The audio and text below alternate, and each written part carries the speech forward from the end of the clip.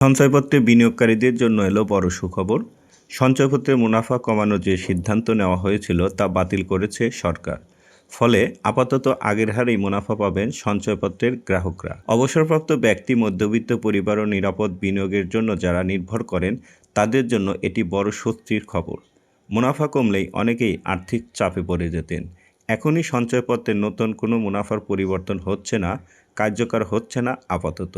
এই নিয়ে অলরেডি সরকার প্রজ্ঞাপন জারি করেছেন। জাতীয় সঞ্চয় স্কিমের জন্য 31/12/2025 তারিখে বলবৎ মুনাফার হার অনুযায়ী আগামী 30শে জুন 2026 পর্যন্ত বহাল রাখা হইবে এবং গত 30/12/2025 তারিখে এত স্মারকে জারিকৃত সংক্রান্ত প্রজ্ঞাপন এতদ্বারা বাতিল করা হলো।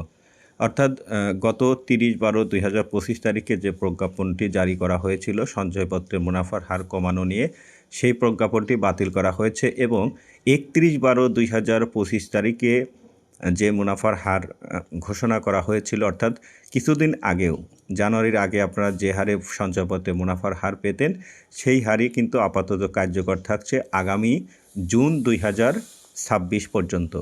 হয়তোবা জুনের পরে সরকার আবার নতুন কোনো সিদ্ধান্ত নিতে পারে, কিন্তু আপাতত এই মুহূর্তে সরকার তাদের এই সঞ্চয়পত্রের মুনাফার হার কমানোর সিদ্ধান্ত থেকে সরে এসেছে।